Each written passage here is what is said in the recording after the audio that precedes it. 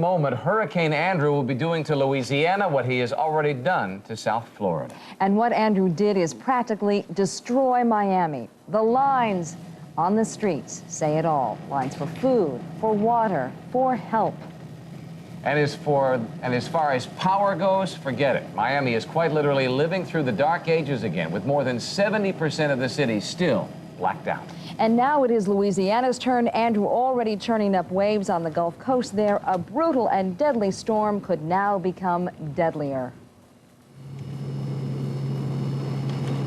Now, as close as you'd want to get, a look at Andrew's eye as the hurricane rips across the Gulf. This is right in the middle. Hurricane hunters on board a C-130 flying into Andrew to collect more information. Take a good look at these pictures. It's very hard to imagine that such a beautiful, tranquil scene can be right in the middle of such a destructive force. Our coverage tonight starts where the hurricane is about to make landfall. Reporter Regina Blakely in Lafayette, Louisiana. Hurricane Andrew brought its fury to land once again. With driving rains and howling winds, it wreaked havoc along the Gulf Coast. People from Alabama to Texas spent the day battering down and making provisions. And as Andrew began to track further west, sparing New Orleans residents, with Miami's devastation fresh on their minds, people took the warning seriously, clogging major roadways as they headed north to evacuation centers. As a rainbow spread over the southwest shrimping town of Delcambre, Louisiana, a sign of the calm before the storm, the chief of police raided nervously, like everyone else. All day today, I walked around, I looked at all these buildings that I've been born and raised in, passed by my mother's home, and wondering tomorrow morning if it'll still be there.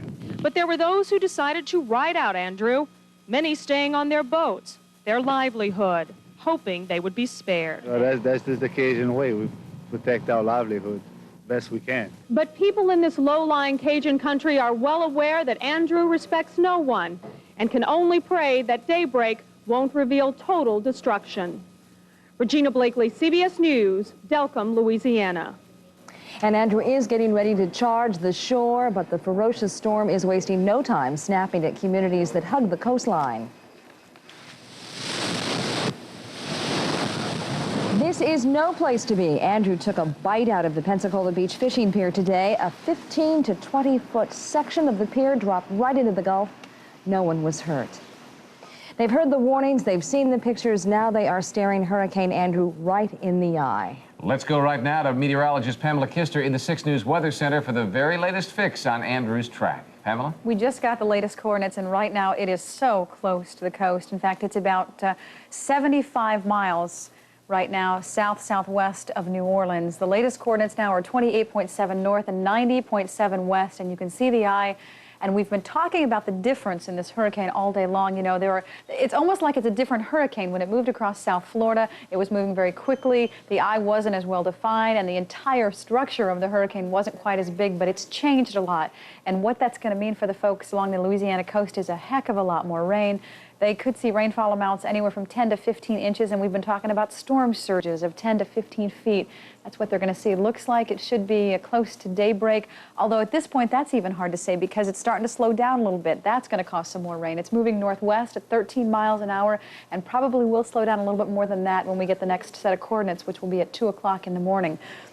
Let me show you right now where the watches and the warnings are.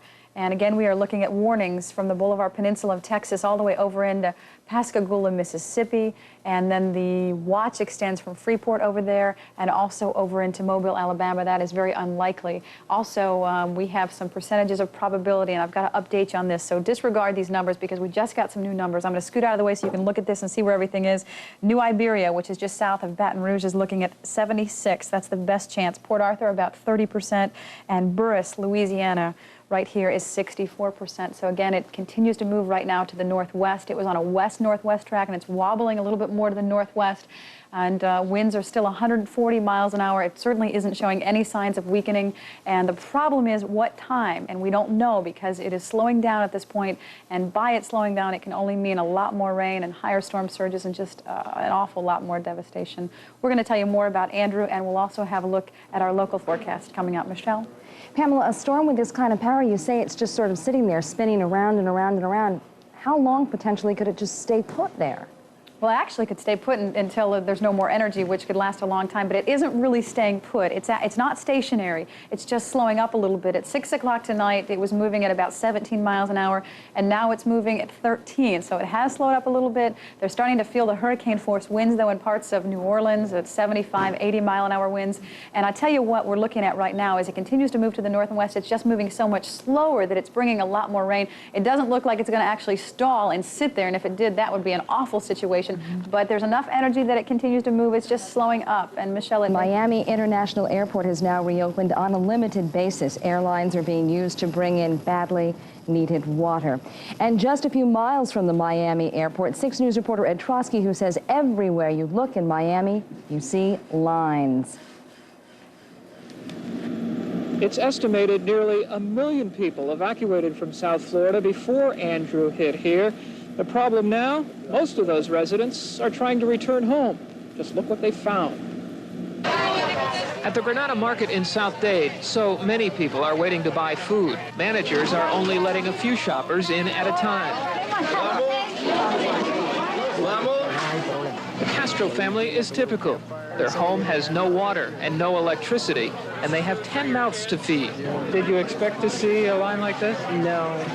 We were lucky because we got on the line when it was short. But I'm telling you, there's hardly nothing left in that store. From the air on this first day following Hurricane Andrew, the lines look even longer, and the damage is far more widespread than first thought. Tuesday afternoon, more than 1,000 people lined a city block waiting for ice. At a shopping center next door, more ice, another long line. At the Dinner Key Marina, Andrew tossed around yachts like a child playing with his toy boats. Perhaps this one, named the Power of Attorney, should be renamed the Power of Andrew. And what a powerhouse. Look what Andrew did to Homestead Air Force Base. 2 F-16s are among the casualties. At the Metro-Dade Zoo, exotic birds flew the coop. The elephants and giraffes survived. But a few will actually profit from Hurricane Andrew. This roofer drove 3 hours from Melbourne. So you think you'll make a few bucks off this storm? It'd be nice. And for the do-it-yourselfers, another long line. Did you expect to see a line like this? No, but this is the best. I mean, this is the fourth stop as far as hardware stores. This was one that was open, so this is as good as it's going to get. In this city of death and destruction, there are positive signs of life. A volunteer directing traffic at a busy intersection, and a single jetliner returning to Miami International Airport. The first flights out of Miami International Airport are expected tomorrow. In Miami, Ed Trosky, 6 News. Thanks, Ed. Andrew hit so quickly that people were forced to leave their boats behind. No time to pull them out of the water and pull them inland. On Miami Beach, the boats were strewn about as Andrew's 160-mile-an-hour winds battered the beach. But this is the worst of it for Miami Beach. We are told that the Art Deco district received only minor damage, especially in comparison to other parts of the area. Just to the south, as Ed showed you earlier, boats fared no better on the shores of Miami's fashionable Coconut Grove. But here, the damage extended inland a bit. We are told stores and homes are damaged here. Several of the Grove's access roads are also blocked. Throughout Dade County, a curfew is in effect right now till 7 in the morning to stop the looting. And the National Guard is in place. Many on patrol are guardsmen from here in Central Florida. 6 News reporter Monica Fisher tonight from suburban Kendall. Andrew's awesome force has turned South Florida into what seems more like a war-torn third world country. And now the image is made complete as thousands of members of the National Guard take to the street. Armed with rifles and decked in camouflage, they're here to try and keep the peace. From the air and on the ground, these members of Central Florida's 124th Infantry are protecting homes and businesses from looters, a job that at times is sadly difficult. They were looting the store, but the problem is they have a lady with 2 kids, and they were just wanting water, you know, and you want to give it to them, but the law states that they're looting, and it's, you know, we just tell them the Red Cross station's at, and Winn-Dixie's helping out over here, so it's hard though, because you want to help them. More evidence of why the National Guard is an absolute necessity here, the unimaginable destruction. This just one of dozens of ravaged car dealerships. Remember Central Florida's hail sale? there's sure to be plenty of hurricane sales. Every car is damaged. How many cars? I'd say about 100 cars. What's here, plus they're in the back. And another place sure to have a hurricane sale when it can finally reopen, this Bloomingdale store. Part of the roof has just been ripped right off. And you know the Bloomingdale slogan, like no other store in the world? Where the people here have appropriately enough given it a new slogan, like no other storm in the world. And this used to be a well-landscaped parking lot. National Guardsmen say it all adds up to what could turn out to be a very long stay here. Monica Fisher, 6 News. As we've been telling you all night, Louisiana is starting to feel the effects of Hurricane Andrew. In the middle of it all, in Abbeville, Louisiana, is CNN's Charles Ziwi. He's braving the storm for the second time. Charles, you rode out this storm in Miami. Is it starting to feel just a little bit too familiar? David, it is very much, to quote Yogi Berra, it's deja vu all over again for this crew. Andrew is following the same pattern that it followed when it approached Miami. Periods of balminess, light breezes, light rain interspersed with heavy rain. It looks almost identical to what you experienced just a couple of nights ago. Andrew has right now touched the coastline of Louisiana and is westbound, headed in our direction. If you can visualize the state of Louisiana as a boot, we are virtually on the heel of that boot in Abbeville, which is just south of Lafayette, and Andrew is sort of angling toward our area right now, due west, skirting the coastline. Civil defense officials here have told us that they have been told to expect the worst.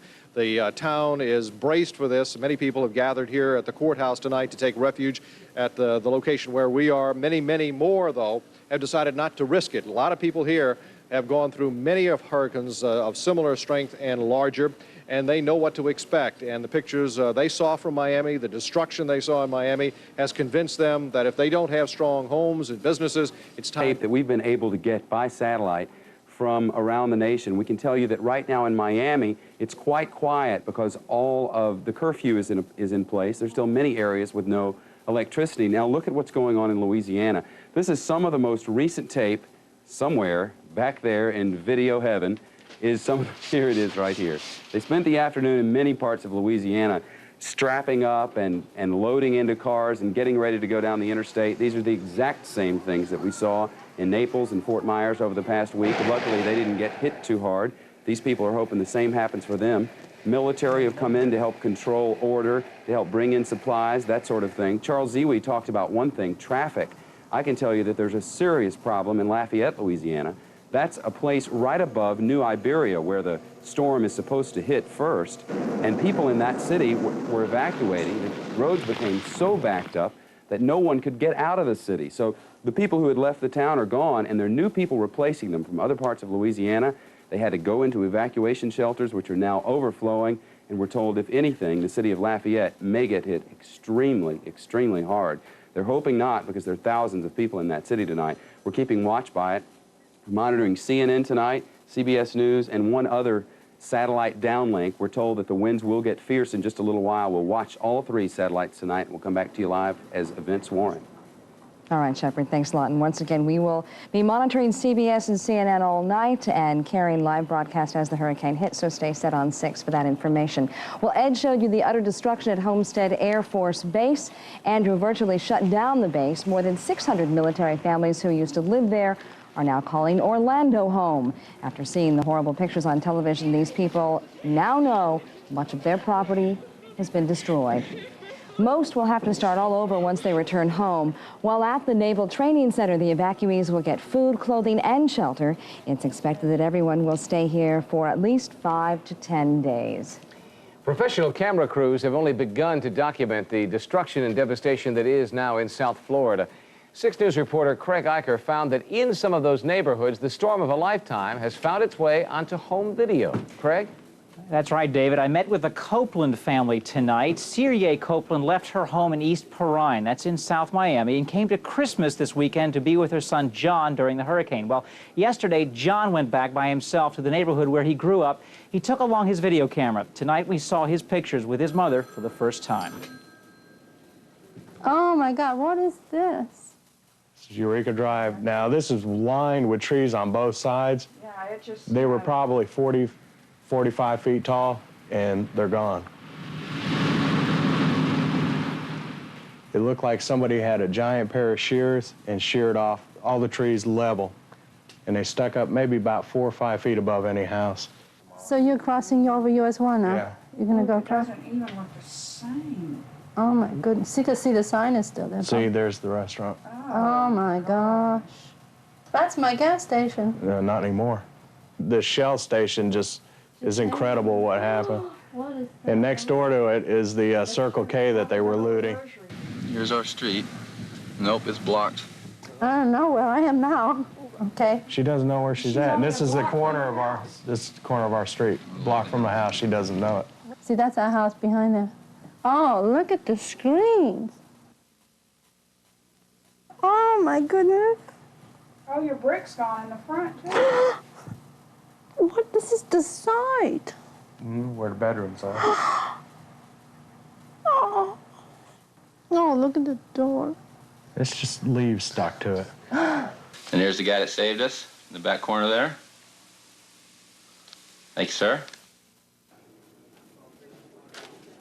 Pretty good. Well, I'll tell you, did a good job with the camera, and it's just tough to watch that, especially watching it with the people whose neighborhood that is, whose home that is. But that home, you know, fared pretty well, as we've seen. It did pretty well, and you know, we've seen some other homes that have been completely leveled. They look like matchsticks now, and these folks are very thankful that they do have a home to go home to. But of course, it will be several weeks before anybody, even in these lesser damaged homes, can actually move back in, because most of them have big holes in their roofs. And my goodness, you know, there are only so many roofers down there and so many people who can actually go in and fix the home. So it's going to be a long time before even these folks can move back in. And if you've got home video out there, especially from the Keys of the damage, give us a call. Michelle?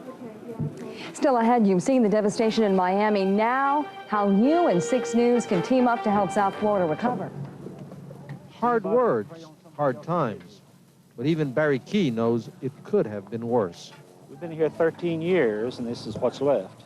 I guess we're lucky nobody's dead. And believe it or not, there's stuff we can take out of here, so I guess it's not a total loss. There's a lot of other people that's worse off than we are. Salvaging what they can, the people of Florida City are beginning the process of starting over, stacking the family Bibles or a set of handy encyclopedias, those few things that survived Hurricane Andrew. Juan Vasquez for CBS This Morning, Florida City.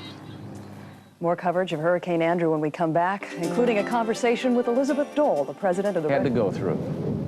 And we want to take you live now to Lafayette, Louisiana, where CNN's reporter Charles Ziwi is standing by live for us. Charles? President Bush is in South Louisiana at this hour inspecting damage from Hurricane Andrew. It has become already the most costly natural disaster in U.S. history. Bewildered, South Louisiana residents came home Wednesday to begin picking up the pieces. Sherry LaSalle and Elizabeth Meir lost everything in their trailer homes, which ended up crushed and flooded, leaving boats as their only transportation. We just bought new things and all, and we strapped the trailer down as good as we could, but it's still blown half of it away. We still got our lives, you know, I thank God for that, but what we're gonna do now, I don't know. Chainsaws were at work clearing away downed trees within hours of the storm's drenching exit. But many scenic bayou towns stretched across the heart of Louisiana's Cajun country were badly battered. Roofs were ripped off and brick walls collapsed. A combination gas station and lotto stop became a twisted wreck. More than 250,000 homes were left in the dark by downed power lines across the southern half of the state. Among the biggest hits economically from Andrew's stomp across Louisiana was the state's sugar industry. Sugarcane nearing harvest was smashed down by 140-mile-an-hour winds, making it almost impossible to use mechanical harvesters. There were oddities, too, in the destruction. The front glass of a supermarket was surgically removed by the winds, hardly disturbing soft drink bottles stacked neatly on shelves. The death toll, meanwhile, stands at 2. One man died when he was crushed by his home that collapsed during a tornado in the New Orleans suburb of Laplace. More than 50 people have been reported injured in Louisiana.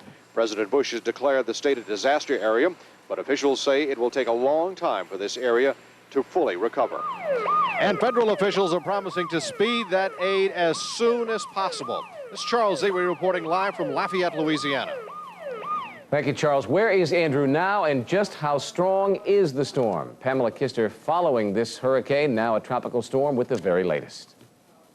And it looks like it will lose its tropical storm status tonight, but the big problem is rain. In fact, anywhere in Andrew's path, the folks could see anywhere from 5 to 10 inches of rain. Of course, there are flash flood warnings in effect tonight for parts of Mississippi, Louisiana, and even Arkansas. And another big problem they're faced with tonight, as they were last night, is the possibility for tornadoes. There's still a lot of instability, a lot of rain, heavy thunderstorms, and they will continue to see tornado watches there in effect tonight and probably through tomorrow morning. Just to update you on the very latest coordinates, 30.9 north and 91.6 west. The winds right now are between 50 and 55 miles an hour, and it's moving to the north at 8 miles an hour, so it's really slowed up, actually moving north about 5 to 8 miles an hour, and looks like it's going to turn a little bit more to the northeast in the next couple of hours, and certainly by early tomorrow morning. As we mentioned earlier in the week, it's going to catch up with a frontal system, and it's just going to yank all that rain up into the northeast, so flash flood warnings are in effect and will continue to be, and will go all the way up into North Carolina probably in the next 12 to 24 hours. Michelle? All right, thanks a lot, Pamela. Andrew might have been downgraded, but his relentless power is felt now with the struggle to survive. In South Florida, the newest figures tell us 180,000 are homeless tonight. That's 180,000. 15 lost their lives in Florida, and area leaders fear sewer overflows will start an outbreak of sickness and disease. 6 News reporter Ed Trosky continues his live coverage from Miami tonight. Hi, Ed. Hi, Michelle. What's interesting from the numbers you just mentioned is just earlier this morning at about 9:30, they were telling us that 50,000 people were homeless. So now they've tripled that number. That gives you an idea of the work yet to be done in Miami. A lot of the cleanup, as you can see here, just hasn't been done yet. People can't even get in to get this car. This car here is probably totaled anyway. Many streets still blocked. They're telling us even in Broward County, where the storm wasn't that bad, that they won't have all the electricity on in Broward County until this weekend. In Dade County, they're talking just in North Dade another couple of weeks, and it could be months in some areas. Even one of the power plants down in Homestead was destroyed, so that area is going to be without power for even months. Now, we have some late pictures for you today to set the scene for you in South Florida, what's going on. This is down in Kendall, a roadblock, because so many people were trying to get into the ravaged South Dade area. Highway patrol troopers set up roadblocks today on the turnpike and would only let residents in who belonged in there. And we also have some pictures coming up from Florida City. Florida City is the winter vegetable capital of the world, but the vegetables were wiped out down there, so were the greenhouses and all the crops down there. That could mean all of us will be paying more for vegetables come this winter. We also have some shots coming up from the part of Miami where finally some fresh water got to residents. They haven't had any water in 3 days now. They've brought in tankers of water, and you can imagine quite a few of the residents in Miami are very thirsty for water. We saw people bringing everything they could carry water in, you know, little jugs, buckets, coolers, just anything to get some water. Ed, I know you've been down there since the get-go, and you've seen all sorts of tragedies. Is there one particular picture or person you've talked with that really has touched you personally? Well, you know, we heard the story. I wasn't there myself, but we heard the story about rescue workers looking through a house and finding a person's body behind a couch. You know, that must have been devastating. I saw another interesting story. A woman who completely lost the roof to her house, but she had gone back after the storm and straightened everything up in the house. Everything was in place. The couch was where it belonged, all the photographs on the walls, her telephone still worked. But you looked overhead last night and you saw stars. I mean, there's no roof on her house. Incredible. Thanks an awful lot, Ed. We'll be checking back with you again tonight at 6. Okay. David? Some of you have already joined the 6 News Army. Today, several visitors stopped by our studios and dropped off donations to help the victims of Andrew in South Florida. But your help is still desperately needed. The need is so great. You can team up with 6 News, the American Red Cross, and the Salvation Army. This Saturday from 8 really primitive right now. And the air conditioning, you know, it's kind of funny, but at this point, I don't even think the people there. Air conditioning isn't even, I mean, just look at this. Just look at this. I mean, that's people's homes right there. That's what's left of them. But the need is absolute and total. Yeah, and that's what people say. You know, we don't need help next week and 2 months down there. We need it now. I mean, they need things now. And, you know, anything that people can bring to us on Saturday, we're going to get it right down there just as soon as we can to help these people out. And this is the time where we can really make a difference for our own people in our own backyard. All right, thanks a lot, Monica. Another reminder, as Monica mentioned, you can team up with 6 News to help get supplies down there to South Florida where they are so sorely needed. Join the 6 News Army. This Saturday from 8 in the morning till 3 in the afternoon, you can bring your donations to our studios. Please make it non-perishable food, bottled water, canned fruit, juices, cleaning supplies, diapers, even adult diapers are needed, baby food, and fresh batteries. We're working with the Red Cross and with the Salvation Army on this. Michelle? And you know, David, one of the people in the newsroom just mentioned these folks need...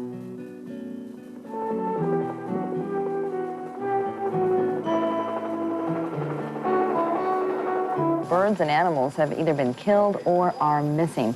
The zoo is not expected to reopen for at least... All gone. The word is incredible. The place is an overpass near Homestead, Florida. The main force of the hurricane winds came through here. There's no house. We have no house to go back to.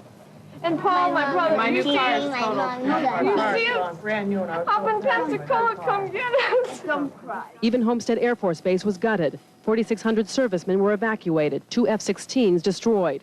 Nearby hospitals are inundated with victims. A lot of the area that we see around here now looks like a war zone, and haven't seen the likeness of this since Vietnam. Homes and stores look like they've been blown up by bombs. It looks like Beirut.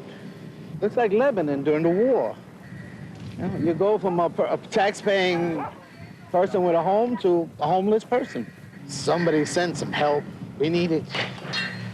When Hurricane Andrew hit Florida City, no building was left untouched.